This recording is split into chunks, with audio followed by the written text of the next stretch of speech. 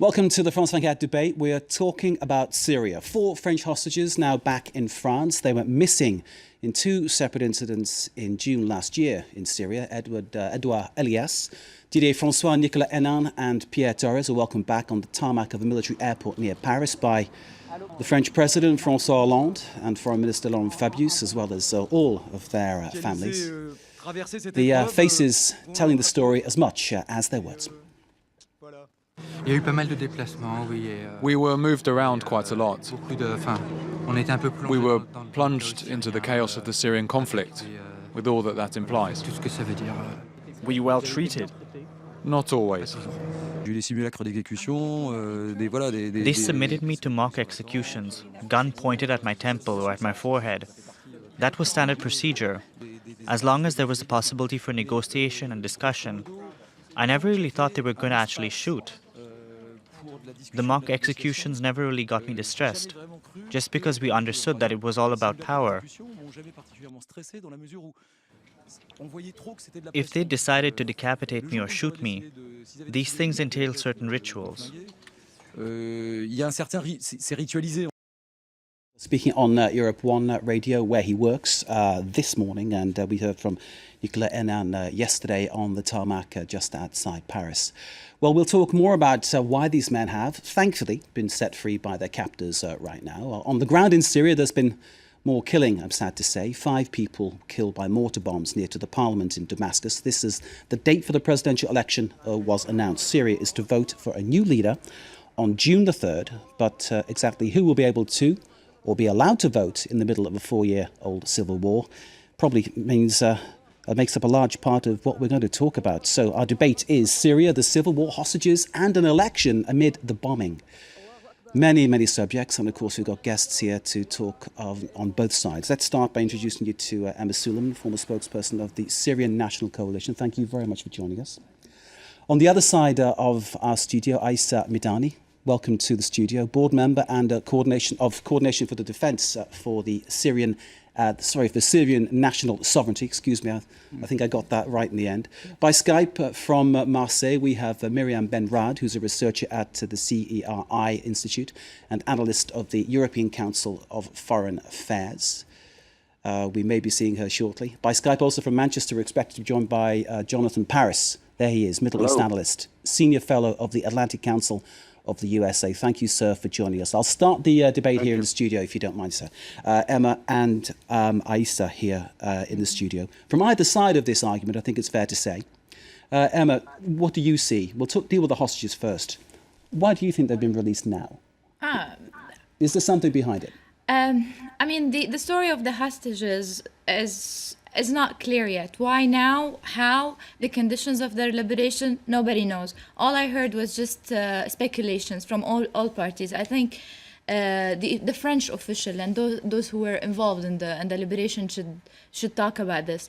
Why now? I mean, I don't see why, but I know that since 10 months, since those journalists were captivated, there have been many efforts and daily efforts by their friends here in France, and the French diplomacy worked on liberating them. So finally, they managed. So I don't see. Probably there is a reference to the timing, but I'm not sure. And to this subject, I'd like to congratulate them for being liberated finally, and thank them for everything they have done in Syria to show the truth. Because as you know, Assad doesn't allow media into Syria to cover the events unless they're accompanied by the Manar TV and the rest, and they show his side of the story. Ayssar, let me bring you in. I know you might disagree with what was just said at the end there. I'm sure you'll agree with the release of the hostages, and that's a good thing, clearly. Exactly. I am, first, I can say that I'm really happy that they have been released. Second, they finally recognize, and France has to recognize also that they are supporting terrorists in Syria. And kidnapping is becoming a daily life for a lot of people. I want to remind that there are 2 patriarchs who are kidnapped from already 1 year, and nobody is, France especially is not taking care of anything. They still arming what they call the opposition and what they call the moderated opposition. Because the people who were holding the journalists, they Yes, could be called these broadly were- the opposition, there but it's a were- different opposition to the one that Emmy is They speaking were, of. But they what's- were what's in your the what your- rebels and terrorists, and they say that was Islamic extremists. I'm happy also that maybe they will finally say the truth, because until now the lies were a real systematic methodology in the media. Could the Assad and regime the- maybe in the allow journalists in to Occidental report media. freely? Would that be the way to get around these lies that you're talking about? Sorry? If the Assad government allowed journalists from the West in to They report, are allowed. protected them, looked after them, let them see things, let them act freely, would that be a way around? Last year, 180 Can you tell us journalists from several countries. Can you please they tell us went who? to Which media? Sorry? Please, can you tell us who? Which media? 174. I cannot remember all the they're mostly 174. pro-Assad media, and the rest, No, BBC no, and no. everybody. All the media, they BBC can and come. everybody, when they go in, they have the Manar TV crew with them, and they're not Manar allowed. TV is one. No, the It's Manar not TV crew, 173. fixers, excuse Okay. me, fixers. This is my domain. I've been working on this for 3 years, and I know exactly what's going on. So when a foreign reporter goes in, because I did help reporters go in to the to the liberated areas, and we know the conditions. Once a reporter goes into a pro-Assad area, he is controlled, and he's not allowed to shoot freely. And they check the reports afterward. Otherwise, if there was anything against the regime version of the story, he's not granted visa anymore. Emma, allow me, Ayssar, do you disagree or do you agree with what Emma's just said? I disagree totally, because I know that there were a lot of medias who are really working freely, and they say it. And I want to remind also, not only the media, but also all the commissions, the United Nations Commission, the Arab League Commission, they were also working freely in Syria, and they were only helped by the government just for protection. I can remind also the Gilles Jacquier. He has been assassinated in Syria by the rebels. Excellent. Also. Did you read Gilles by the Jacquier's rebels book? also. Did you read the book? Did you read what his wife said? Sorry, he was killed by he was not killed by the I think regime. you can. He was killed in Gilles Jacquier's specific Please, case. I didn't interrupt you. Just be courteous and let me speak, okay? And he has been killed by the rebels. They recognized that, and all the time the lies were going on. It's the regime, Syrian government killed him. So, because we had in Syria, nobody had any interest to kill a journalist coming from France. Syria, we know, dangerous place to be, dangerous place to report from, but reporting, of course, I hope we agree, essential in order to uncover what actually is going on. Let's bring in Jonathan Paris to get another perspective. Just to tell go ahead. One more time. Some news.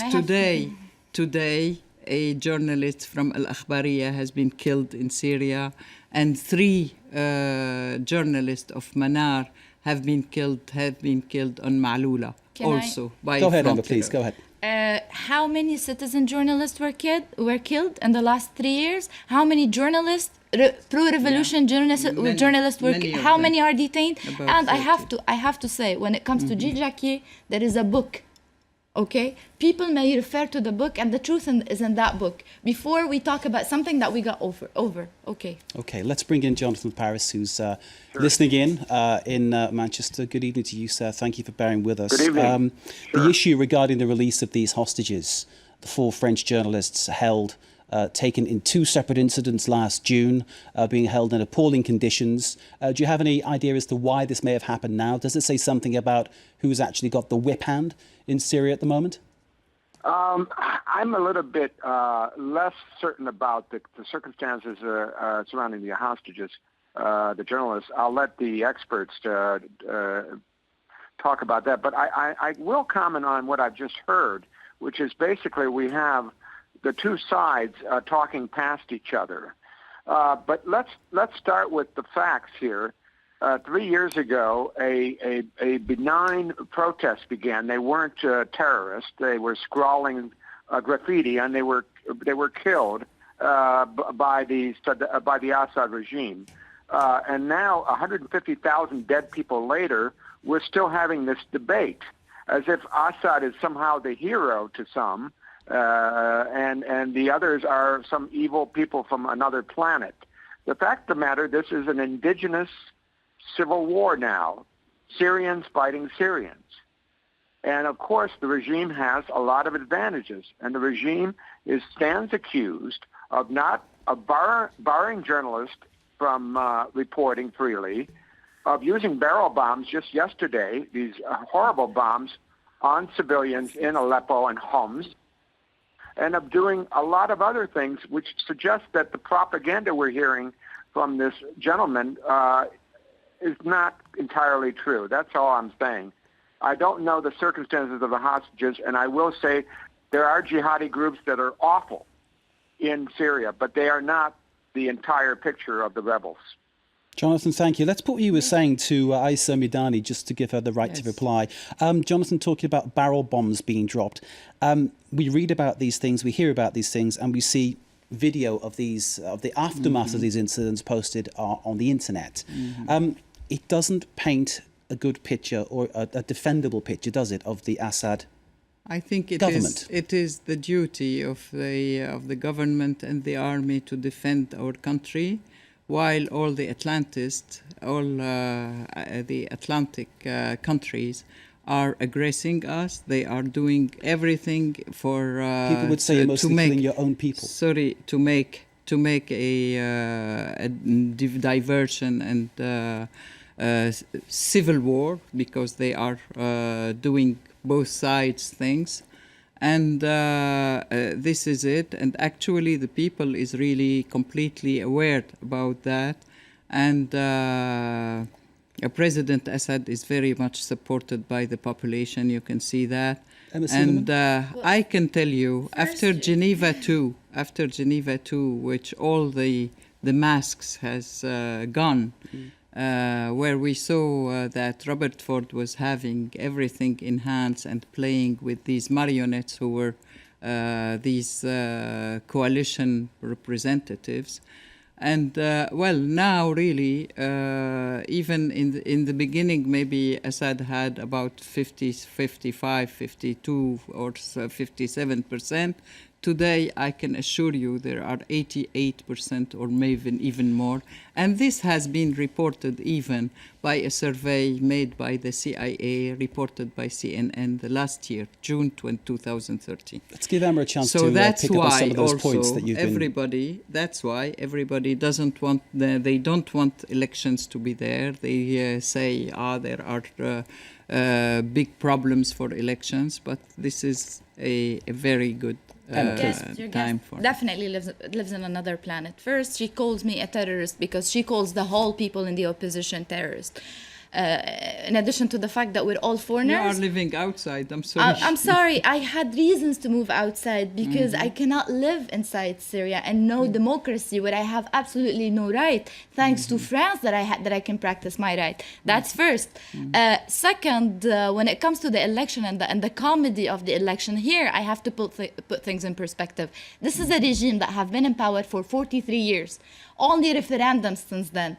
Assad, the junior Bashar, the criminal, got in power how? After his father died, he inherited the power through the parliament, who changed the constitution to fit exactly to his age, 34, not 36, not 30. So it can match exactly his age in few minutes, right? And after that, in 2007, he has been re-elected. No, he wasn't re-elected. There was a referendum. Although in 2000, a lot of people had hope in him because he said he was going to bring in multi-party and he was going to go for democracy and political reform. That was in 2000. What he did in 2007, he went for another referendum and nothing has changed. And those, when he opened up a little bit the country and we had a bit of free media, he changed everything and closed it down. There is a 4 years. There is a revolution going on 3 years. There are over 8 million people exiled. Half of the country is distracted. We are the opposition. We have been fighting. And since day one, you guys have been calling us terrorists, Islamists. I'm an atheist, okay? And I come from a political family. Yeah, Democrats. I'm really surprised and that you I've been support called Islamic Jabhat Islamist. al-Nusra When did people. Jabhat al-Nusra come? And Jabhat al-Nusra is one of Assad tools, together with ISIS. The real people, the real revolutionary are us. And Daesh and My all God, this I can't are believe that Assad 3 years tools. later we're still Why discussing he didn't this. use these tools before? Why Because he we didn't did kill for the people 1 year, before? 1 year, For 40 years, 1 they were year not civil killing the protest. people We and did not all destroying. kind. Excuse me, I have to finish. For 1 year, there was not even one single person killed from the army. We were peacefully protesting. We did all kind of strikes and stuff. And what happened? Nothing. Nothing. We got killed, and we were rescuing our life, and people were refugees living in camps since then. Ayssar, do you disagree with what's just been said? The last line about during the first year of the people who were conflict, killed in the beginning on the 4th of April 2011 were only the army and the people and the police. You know, these were in the beginning. So there weren't any civilians people. being killed. That's what you're saying. Yes, And the people no, who were killed? there were some people The barrel bombs? shooting Scots? both sides. I am talking about the 1st April 2011 in the beginning. Okay? I was in Syria. That's not true. I was in Syria in June. In June 2011, and I met with the refugees.